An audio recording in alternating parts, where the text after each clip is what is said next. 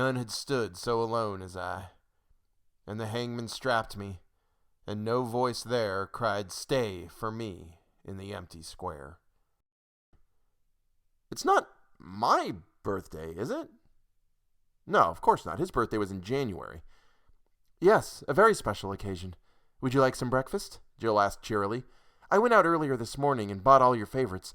Wheat bread for toast with that blackberry jam, eggs, and some bacon. For a moment, Bernard didn't know what to say. He could not believe what he was hearing. Jill hated to make breakfast. She had told him so on more than one occasion. While the office cafeteria had decent eggs, he had missed in vain the days when his wife used to cook for him. He offered once to make her breakfast instead, but she had simply stayed in bed until he left for work, rising only to get some coffee in preparation for the parade of talk shows and soap operas. Jill, he said finally, I would love some breakfast, but are you sure you would like to make breakfast? He chose his words carefully, remembering one day several months ago when he had almost run late. He asked her to pour him a bowl of cereal. She had yelled and thrown a book at him. Based on this, he decided that he might need to be ready to dodge a projectile at any moment. Still, he reminded himself, she had made a trip to the supermarket for him. She leaned forward, and Bernard almost flinched. Of course I would like to. It's a day unlike any other day. Anything you want, Bernard. She looked to the closet. Go ahead and get dressed. I've already ironed your pants. Breakfast should be ready in about 20 minutes, so don't dally. She kissed him on his forehead, and then walked out of the room. Bernard watched his wife leave and then shook his head. He put 2 fingers to the place on his forehead where she had kissed him. He pinched himself as well, but from what he could tell, he was already awake. No, Bernard, he assured himself. This is actually happening. She had not kissed him in over a year, and that last one had been a cursory gesture at best. Any time he tried to make some kind of advance, no matter how small, she laughed or brushed it off as nothing. He sometimes wondered whether or not his wife was going through the change, whatever that meant. It was a term he had overheard one day on a television talk show. He kept meaning to go to the library and get some more information on it. It had not been a priority, though, for who wanted to suggest to their wife that she needed to see a doctor when it would give her an excuse to throw a hairbrush at you? He shaved and got dressed quickly, eager to go downstairs and receive further evidence that he was not hallucinating.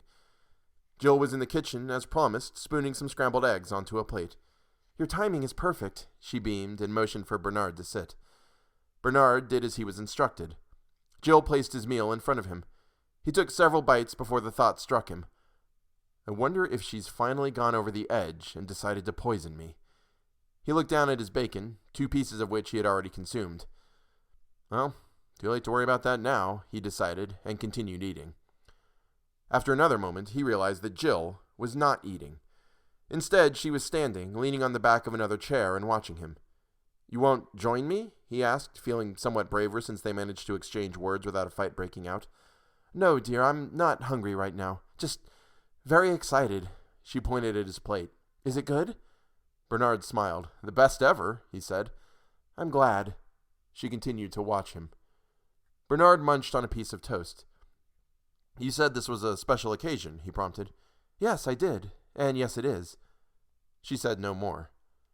Bernard took a sip of juice. I see. He could not help but smile. And you're not going to tell me what it is? The look on her face made it obvious that she would love to tell him. Oh, Bernard, it's such wonderful news. I do wish I could tell you, but they've told me I can't.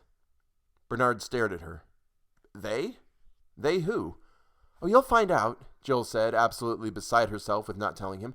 Mr. Cummings is going to give you the news when you get to work. It's all decided. Bernard nodded. I see. In actuality, he did not see at all. He was extremely confused, but so as not to upset his wife, he nodded. He finished his breakfast, looking uneasily at Jill the entire time.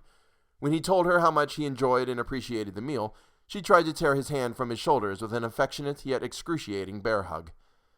I've already got your briefcase by the front door, and if you leave now, you can be at the bus stop in time for the next run. She escorted him to the foyer and then stopped, turning to face him. Bernard, there's something I need to say. She cleared her throat and seemed to be searching for the right way to express herself. I know that our marriage hasn't been the easiest thing in the world, and that I haven't been the easiest person in the world to get along with. Bernard tried to step in, thinking he was hearing a cue for him to do so. "Jill, honey," she shushed him. "No, Bernard, it's true. And we both know it, so just let me finish. We've both had our shortcomings, but I think we did okay for ourselves, all things considered, and I hope you agree." Before he could respond, she continued, "So, when you finally do meet them, be sure to tell them about me. Don't forget me, is what I'm trying to say." Unbelievably, a tear formed at the corner of her left eye. Bernard wiped the tear away, touched. Truly, he had no idea what was transpiring here. Another mention of them, whoever in the world they might be, and now his wife was talking as though she would never see him again. If the breakfast had been poisoned, he decided now the poison was a slow-acting one. He had to get out of the house, go to work, and simply hope that Mr. Cummings would have some answers for him. For all he knew, this was some vast joke that the guys at work had decided to play on him. Granted, his co-workers were the most humorless men that Bernard had ever had the disservice to work with, but at present, it was the most plausible theory he could muster. "Sweetheart," he finally decided to say, "how could I forget you?" Jill embraced him violently again. "That's the nicest thing anyone has ever said to me," she cried. Bernard could not help but think, "I do isn't in the running?" Jill released him and held him at arm's length. She was crying in earnest. "Now, go. Go, before you miss your bus." Definitely a chemical imbalance of some sort, Bernard decided firmly. He made a mental note to stop by the library after work and get some more information. He walked out the front door, stopping midway to the sidewalk to wave at his wife, who was dabbing at her face with a tissue. He rounded the corner and went to the bus stop. He sat down on the bench, shaking his head. What an extraordinarily strange day, he thought. 2 minutes passed, and the bus pulled up. The doors swung open with a swish. Bernard stepped on and fished in his pocket for some coins. The driver looked at him, perplexed. He squinted at Bernard and then opened his eyes wide. "Hey, buddy," the driver said. "It's okay. Today it's on the house." Bernard looked at the driver as though he had gone mad. This was the same driver who would throw you bodily from the vehicle if you asked for change. The throwing would take place while the bus was moving if you had anything larger than a $1 bill. "Come on," the driver offered amicably. "My gift to you." Bernard nodded again, placating another mad person. He gave the driver as wide a berth as he could, given the enclosed space. When he was satisfied that he was out of grabbing and throwing range, and that the driver was now piloting the bus and thus too busy to assault him, he turned to make his way down the aisle and find a seat. The entire population of the bus was staring at him intently. A young woman at the front stood up. "Here, sir, you can have my seat." Bernard was about to tell her that it was perfectly all right, but she was gone, practically sprinting down the aisle. He said thank you and sat down. Everyone on the bus still watched him as though waiting to see what his next move would be. The young man to his right cleared his throat, preparing to speak.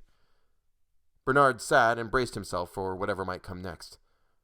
Are you Bernard Robertson?" the man asked tentatively. Bernard was beginning to wonder about the answer to that question himself. He went with the only answer he knew. "Yes." The boy's face brightened